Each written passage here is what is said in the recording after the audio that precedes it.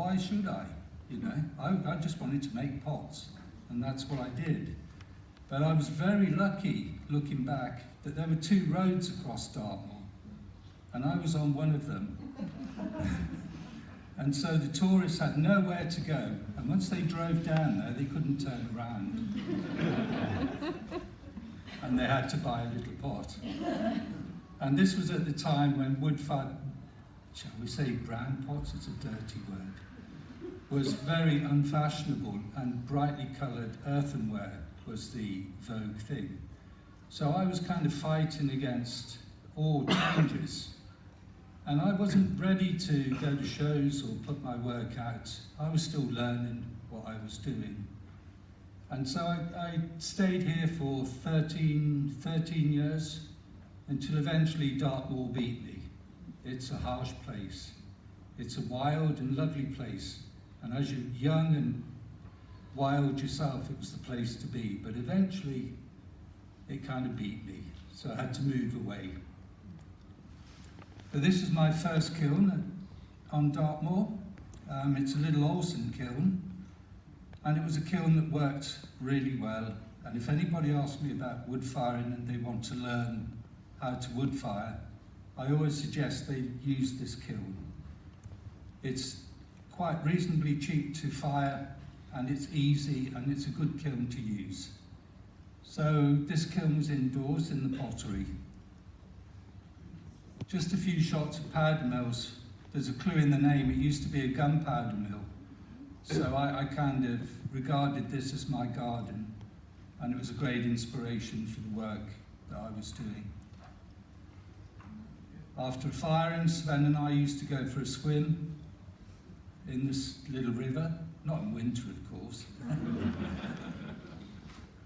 And this was a morning after a pretty wild firing.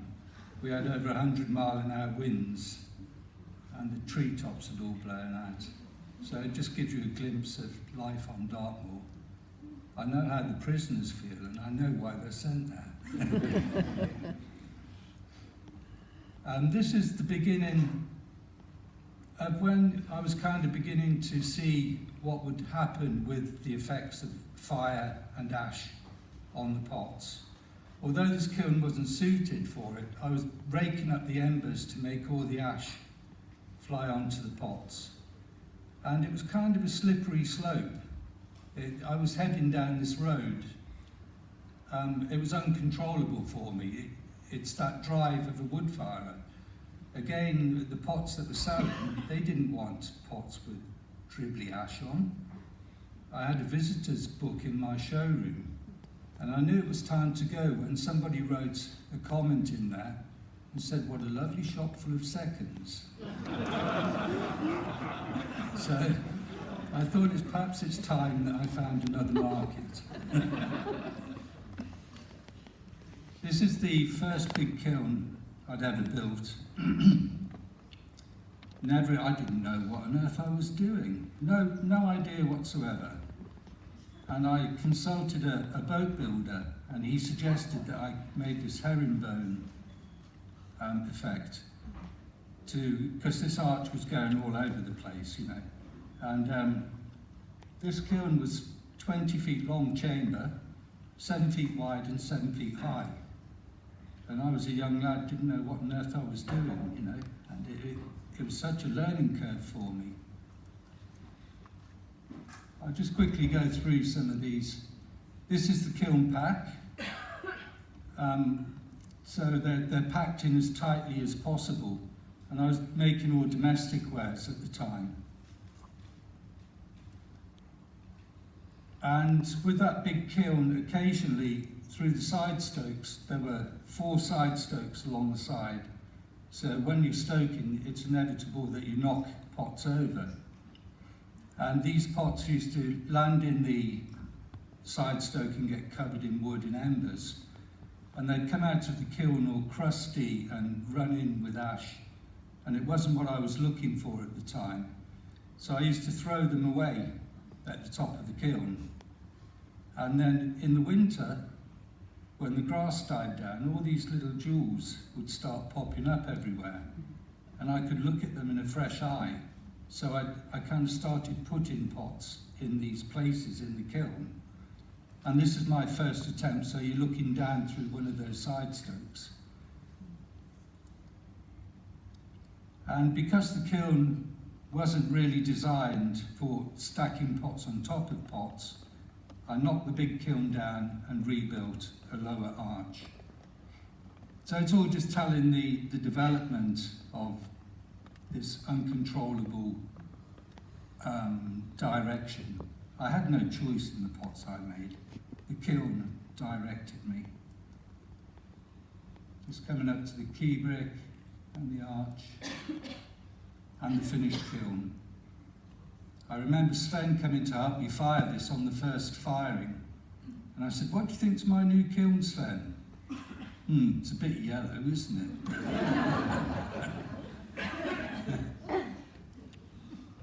And so this is the stack in the back of the kiln.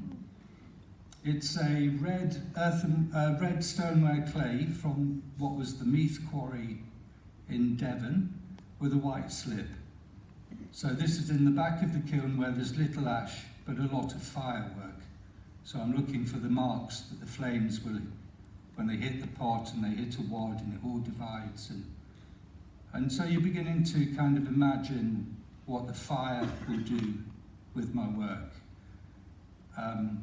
So I'm not thinking of selling pots at all. I'm just obsessed with fire and pots. That would be over a day packing that area of the kiln. And this is the other end of the kiln, in the front of the kiln. And there's a big jar, which is probably 1 metre high, stacked on seashells, and then a charger stacked on top of that. So I'm beginning to imagine where the flame will hit, and when those things are moved, we have this area where the flame and ash have been excluded from. So you can begin to build up a picture. So I'm imagining painting with fire, how I pack the kiln. So gone are the soldiers of all the mugs and the teapots and the jugs. And this kind of thing is happening. And I'm just bricking up the door of the kiln, which are the 2 brick columns. And those pots in the front on the kiln props are in the firebox. And their sole purpose were what I called soldier pots. So when I'm putting wood in the firebox early, their job is to protect the big pot behind. And then eventually they come rolling out of the kiln, and I'd pick them up and throw them back in. And this is the beginning of the firing. And this guy was a travelling potter, a guy called Michael Shale, who's now got his own pottery, Cambridge Pottery in the States. And he used to work in France and then come and work for me. And he was a very loud American. And we were both kind of enthusiastic.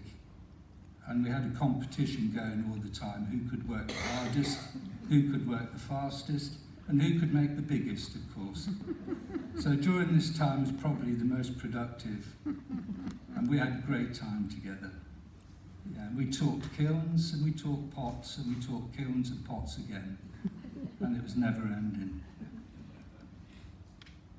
This is a little bit of reduction at the end of the firing, which we'll be doing later on today with this kiln. We'll reduce cool, so there'll be lots of fire and smoke, and we'll drop the temperature in reduction. This is feeding willow into the firebox, so we get a very long, cool flame. That's a little bit more reduction. And a bit more reduction.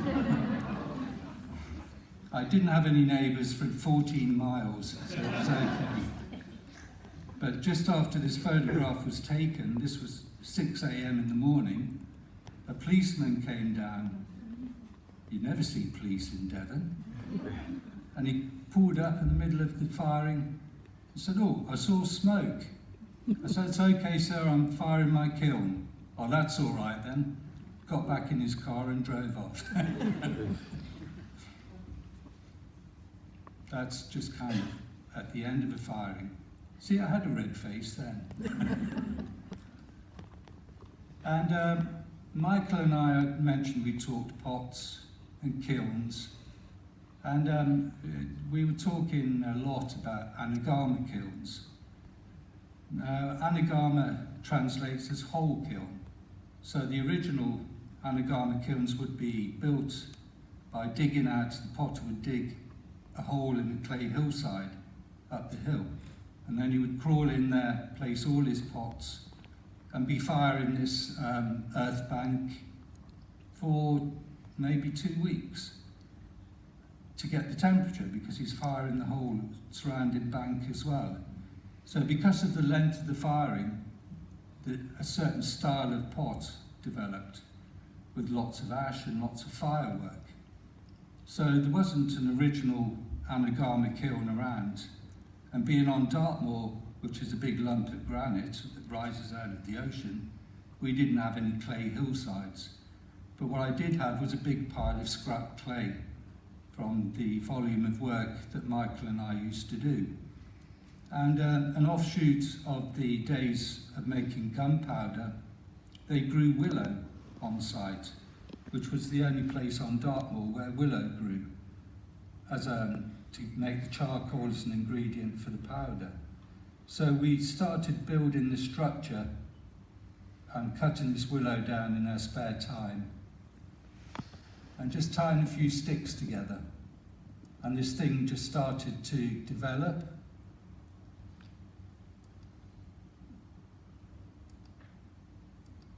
Oh, I don't know what's going on there.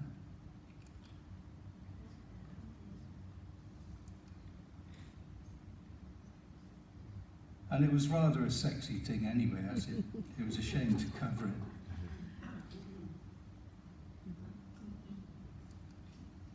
And then we began to cover it in like a cob material, so clay, straw, sand.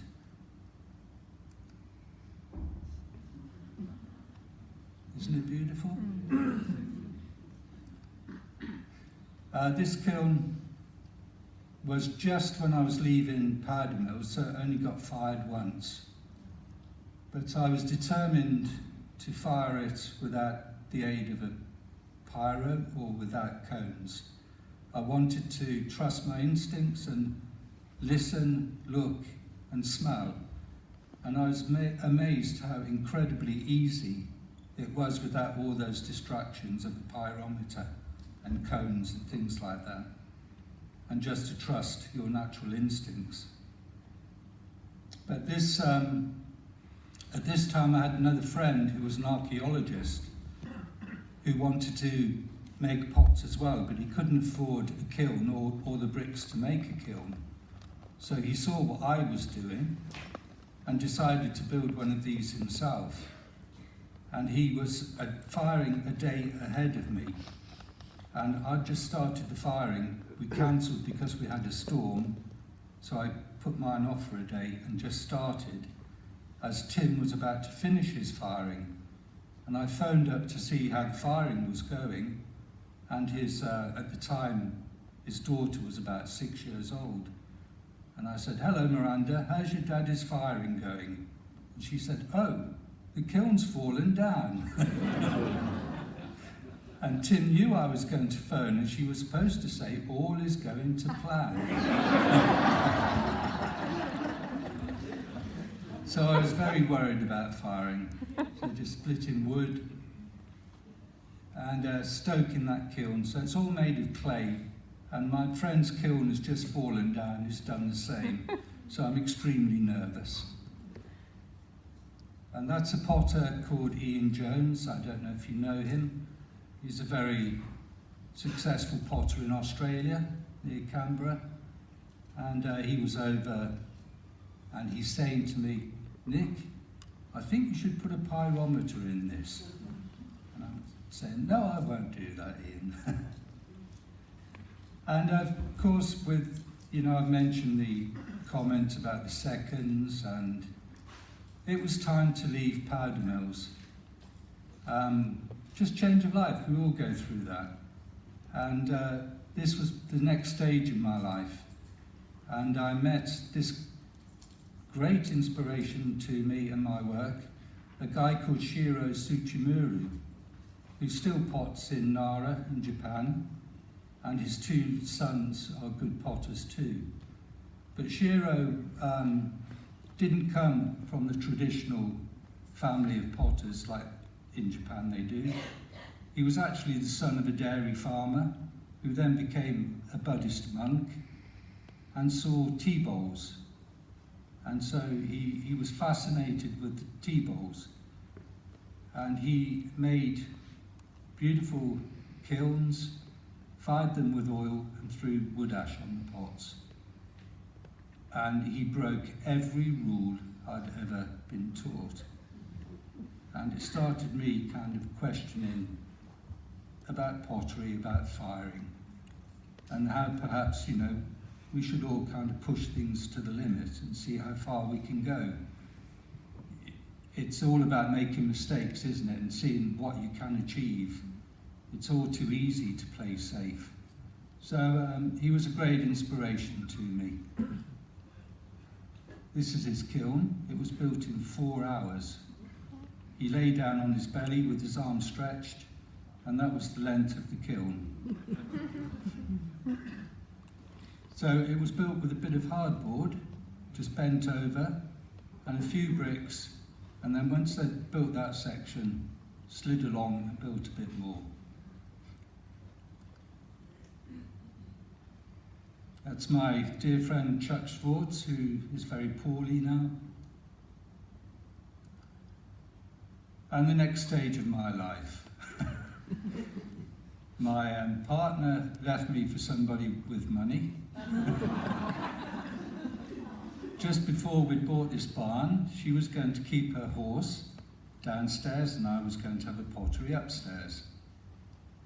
But I ended up living here with my 3 dogs and no money, no electric, no planning permission, no water, no kiln. And it was a bit of a kind of a trying time for me. But on went the roof. All the materials had to come down a very kind of bramble-covered track. And with Shiro's inspiration, because we're in the middle of Dartmoor National Park, and they're very strict, and I'd got no planning permission, but I had to keep earning and making a living. I had to live. So, bearing in mind what Shiro had done with his little kiln and gorgeous pots he had out from that kiln, I built this very simple kiln that would allow me to keep making, knowing that if the national park caught on, they would evict me. So just kiln shelves for a roof, covered in fibre, and a firing there. Sven was helping me on this firing. And the national park planners had sussed out that I was building, so they stopped me from building a shed over the kiln. And so there's a tarpaulin over the roof. Now it's a very important stage with crash cooling in reduction, but unfortunately the kiln shed caught on fire. So I am there on this photo with a wet towel wrapped around me, sawing off the burning timber, as Mr. Bayer is shoveling wood into the kiln to keep it reduction. And that was my student accommodation.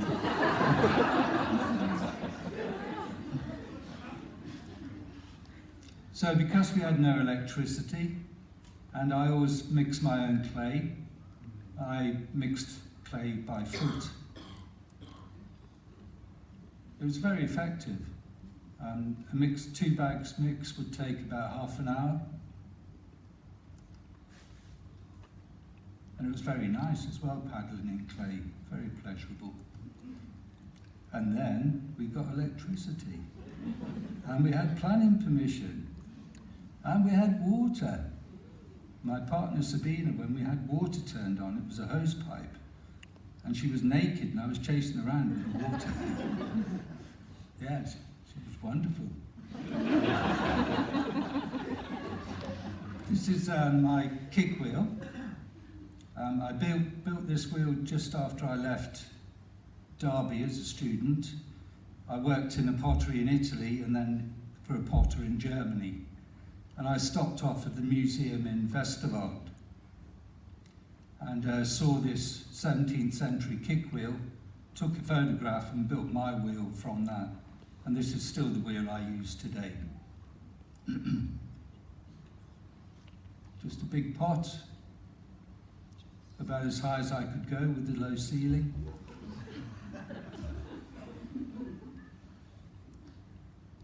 And of course it's very wet and damp in Devon.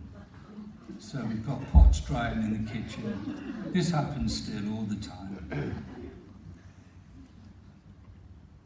A very rare sunny spring day, glazing pots outside.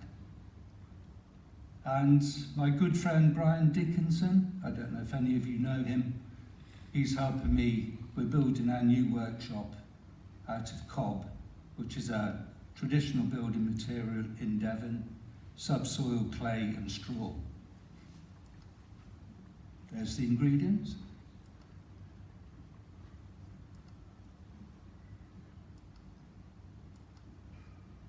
All done by hand. Very cheap, but very labour intensive.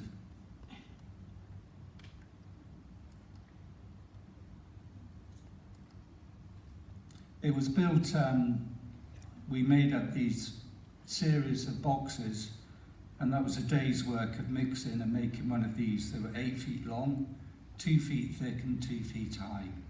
And that was a hard day's work.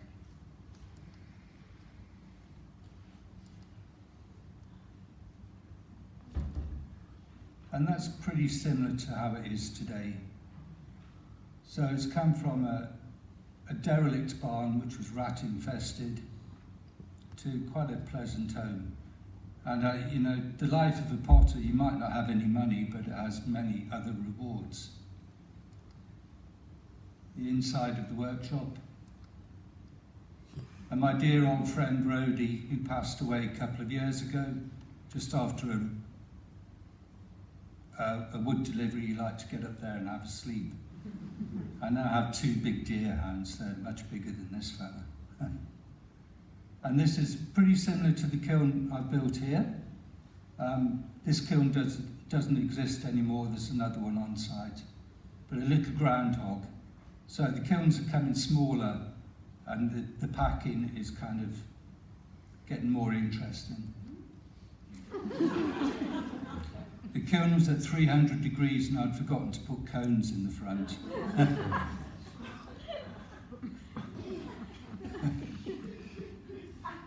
A little bit more reduction.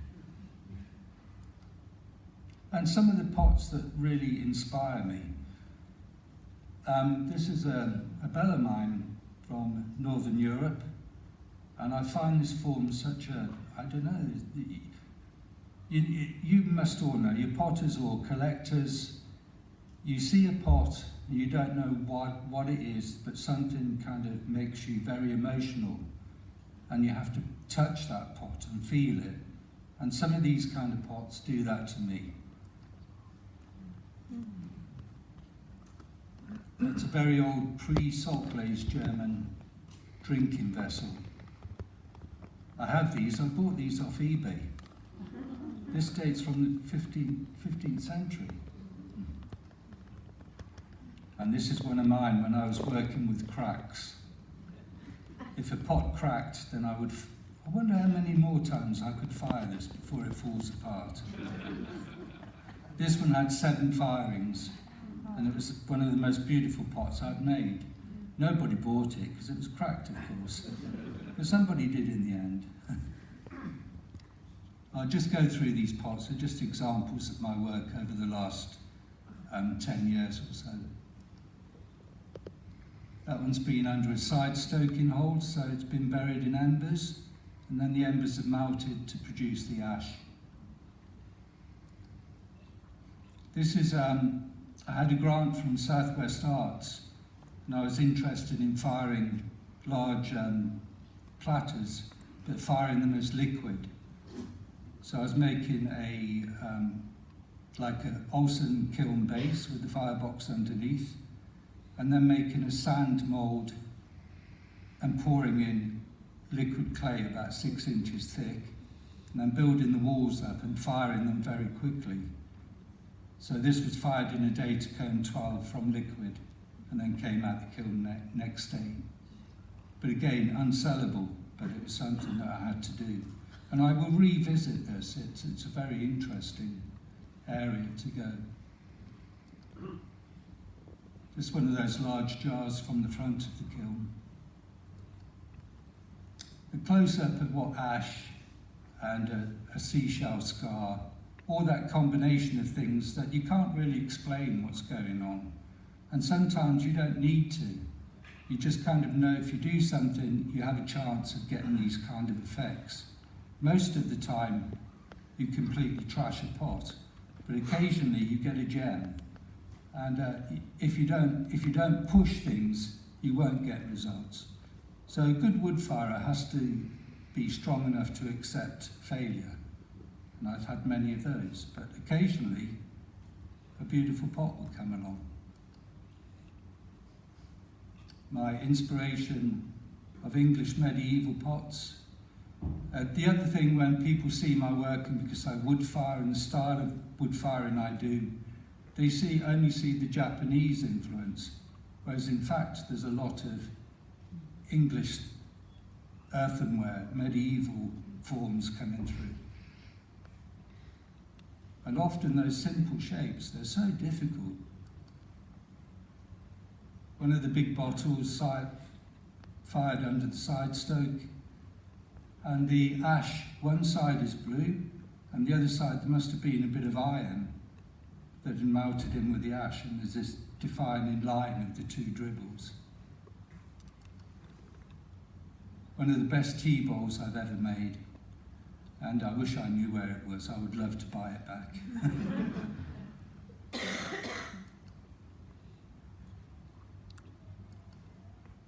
And I had a major exhibition, my first one, at Goldmark Gallery.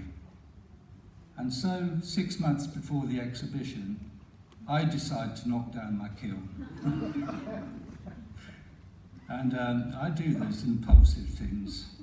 I remember once at Powder Mills, Nic Casson had bought one of my pots in St. Ives, and he made a special journey to come back across Dartmoor to tell me what a lovely handle I'd put on this jug. But it was a dark November misty morning, and I'd had a bad firing, and I was jumping up and down on the firebox of my kiln. And as it collapsed, I could hear, "Mr. Collins?" And it was Mick and Sheila stood at the gate, and I was there as the dust was settling around my ankles. Anyway, here it is down, and at this point I'm thinking, what the hell have you done? So up went the new kiln. This is on the site of the little temporary kiln that I had. Very similar to the design of this one, but at a larger scale.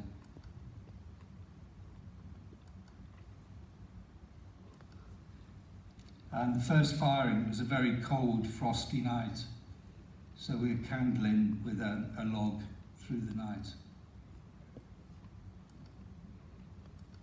Oh, that's a view from the bathroom window in the morning when I'm cleaning my teeth. And that's a view at evening time, at bedtime, through the bathroom window. And that's my next apprentice. And that is the end, folks. I don't know how long I've been here.